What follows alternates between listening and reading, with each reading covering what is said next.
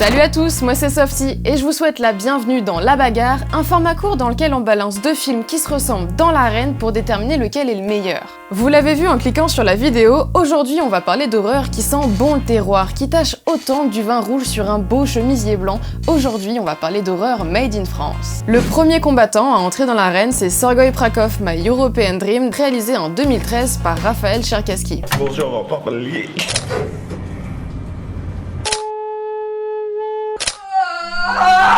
Et face à lui, Making of, réalisé par Cédric Dupuis en 2012. Je te demande juste de voir ton cul, putain! C'est pas de ma faute si les acteurs sont pourris. Bon, ce qui est fait est fait. On peut plus revenir en arrière. Alors préparez vos plus beaux cris de supporters et vos plus bruyantes vuvuzelas, parce que c'est parti pour cette bagarre de films français extrêmes. Et je vais te baiser tes morts et leur cercueil.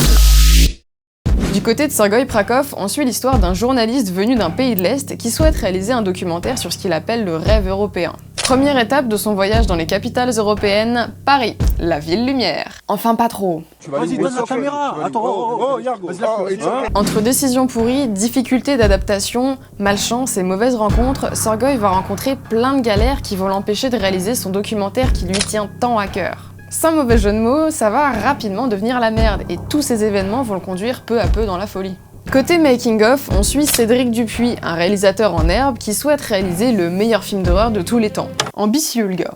Du coup, il réunit ses potes qui briefent rapidement et qui vont jouer dans son film. Toi-même, tu sais, quand on est fauché. Sauf que les cocos, c'est loin d'être des pros. Et Cédric, qui rêve de fouler le tapis rouge, il va vite péter les plombs face à leur manque d'investissement et surtout leur manque de talent d'acteur. T'as vu comment il m'a parlé? Il m'a menacé là, j'en suis sûr. Et c'est d'ailleurs sa femme qui sera la première à en faire les frais. Bon, à partir de là, Cédric perd complètement les pédales, mais il garde quand même en tête son objectif premier. Bon quand faut y aller, il faut y aller. S'il veut réaliser son chef-d'œuvre, il va falloir se tâcher, il va falloir continuer. Bah oui, tu es le réalisateur qui zigouille ses acteurs. Bon, vous voyez le topo. Dans les deux films, on suit un personnage à l'allure plutôt cracra, et qui a de grands projets, mais qui est tout seul dans son délire, et qui va peu à peu perdre pied avec la réalité. Deux personnages avec une sévère prédisposition à la violence, et dont l'environnement sera le dernier déclencheur qui les fera sombrer dans cette folie meurtrière. Les joies d'un tournage très amateur pour Cédric, et pour Sergueï, un pari sombre et hostile. Dans les deux cas, ce qui ressort de ces personnages, c'est leur amateurisme. Ils font les choses n'importe comment, mais bon, on peut pas leur retirer le mérite de le faire. Du coup, le format found footage colle parfaitement avec cette idée. On a affaire à deux found footage filmés comme des documentaires, sans en être réellement. Et ces documenteurs nous épargnent pas des moments d'humour noir foncé, de violence, de gore et de crasse. Et c'est pour ces raisons qu'ils sont maintenant sur le ring. Après avoir maté Sergueï, j'ai l'impression de m'être pris une bonne claque. Celle qui fait mal, là, qui laisse une marque après l'impact. C'est vrai que le début du film rappelle Borat, et du coup on attend à se bidonner et on oublie rapidement qu'on est là pour du malaise et du sang.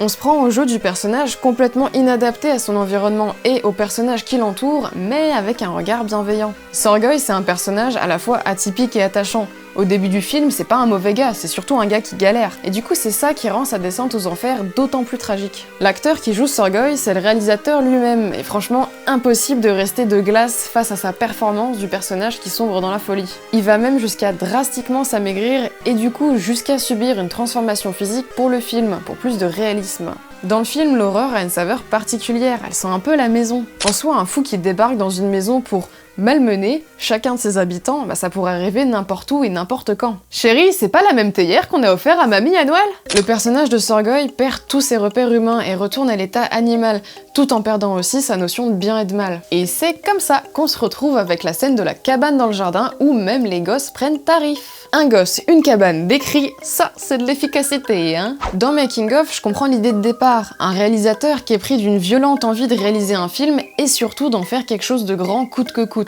Dès le départ, on part avec un personnage déjà très beauf, mais aussi très antipathique. C'est pas le trou, mais le temps pas que je bite. C'était parfait. Ouais, j'étais parfait.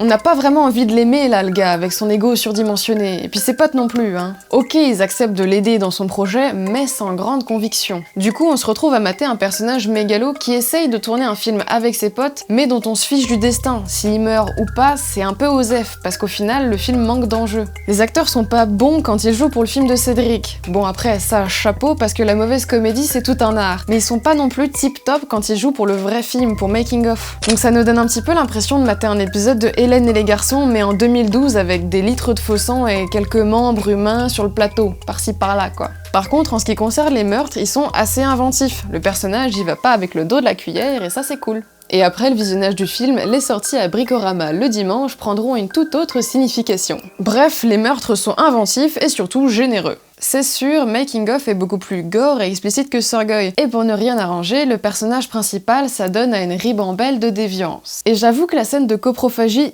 direct à la source a bien failli me faire ajouter une couche au millefeuille et me faire dégueuler. Finalement, on est sur du circuit court, hein, directement du producteur au consommateur. Conclusion...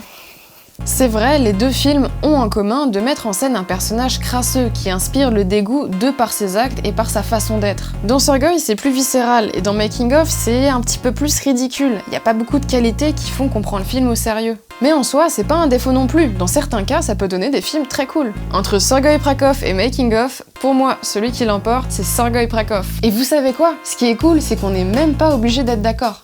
Dites-nous en commentaire lequel de ces deux films remporte selon vous la bagarre du found footage avec un personnage principal qui sombre peu à peu dans la folie. Si ces deux films vous intéressent, je vous invite évidemment à aller les voir pour vous faire vous-même votre avis. Ils sont tous les deux disponibles sur Shadows et d'ailleurs, si vous n'êtes pas encore inscrit, vous pouvez bénéficier d'un mois gratuit avec notre code DELEVATED. Il y a évidemment beaucoup plus de choses à dire sur ces films, mais l'idée de la bagarre, c'est de faire un petit one-one rapide. Si vous voulez qu'on parle plus longuement de ces films, dites-le nous en commentaire, juste là.